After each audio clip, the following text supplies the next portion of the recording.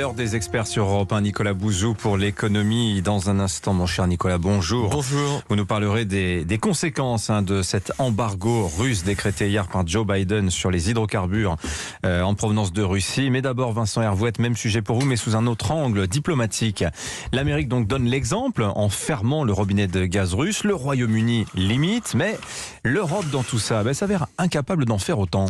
Oui, alors les Européens aiment bien se regarder dans le miroir de l'Ukraine, ce peuple qui résiste, ce président romantique, ses familles dans la débâcle. Ils sont des nôtres, comme a dit Ursula von der Leyen.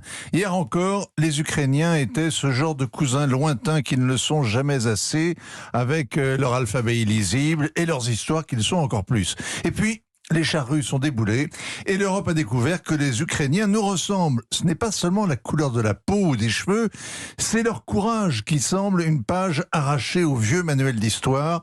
Il était une fois le chevalier Bayard et pareil, Volodymyr sans peur et sans reproche. Et puis surtout, l'Europe s'exalte de ce qui lui arrive. Face à la Russie, redevenue une menace, l'Europe serre les rangs, elle se retrouve, elle a un sursaut de virilité, elle a aussi les 3 C qui font les grandes nations, le cerveau en haut, le cœur au ventre et un peu plus bas, le courage. Les sanctions prises pour punir le Kremlin sont sans précédent, sans arrière-pensée, sans même calculer le retour du boomerang. La neutralité n'est plus de mise, la Commission pioche dans son mécanisme de facilité pour la paix. C'est un comble. Pour acheter des armes létales, les livrer. La Pologne, la Hongrie ouvrent les bras aux réfugiés. Partout des bonnes volontés, des convois pour acheminer de l'aide. Depuis 2 semaines, l'Europe se veut à la hauteur, elle le croit.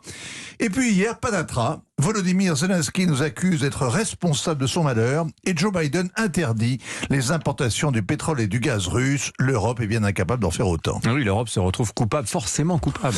Oui, se priver de pétrole russe sera $1 pour les Américains, c'est 4% de leur consommation contre 30% pour l'Europe. L'Europe dépend aussi pour 40% du gaz sibérien, alors que les Américains n'importent pas de gaz, ils en exportent. Donner l'exemple leur est facile, cela risque même de leur rapporter gros.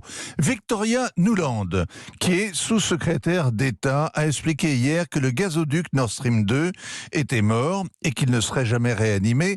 Alors les Américains s'opposaient toute leur force à ce projet. On comprend qu'ils ne versent pas une larme, mais on admire que ce soit Victoria Nuland qui prononce l'oraison funèbre. C'est elle qui a piloté la révolution ukrainienne en 2014. Elle se félicitait alors d'avoir dépensé $200 millions pour y arriver. Elle disait « Fuck les Européens ».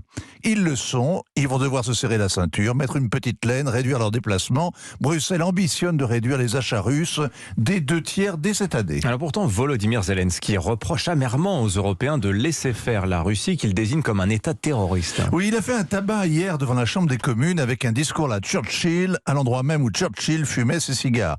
Il a copié son discours de juin 40 et terminé avec « Gloire à la grande Ukraine, gloire à la Grande-Bretagne, standing ovation ». Un peu plus, il rejouait la scène. Boris Johnson a annoncé que le Royaume suspendait ses importations de gaz et de pétrole russe. Facile, il y en a encore moins qu'aux États-Unis. On comprend que le président ukrainien tente d'impliquer l'Europe. C'est de bonne guerre. C'est facile de culpabiliser l'opinion publique. Mais ça masque l'essentiel. Vladimir Poutine est coupable. L'Europe n'est pas responsable. Les politiciens ukrainiens et leurs conseillers américains, si. Ils ont renié les accords de Minsk, préféré s'armer, jouer l'épreuve de force. La France et l'Allemagne, garantes de ces accords de paix, n'ont pas réussi à les imposer et c'est bien leur seule faute. Signature Vincent Hervouet. Merci beaucoup Vincent. Allez, voyons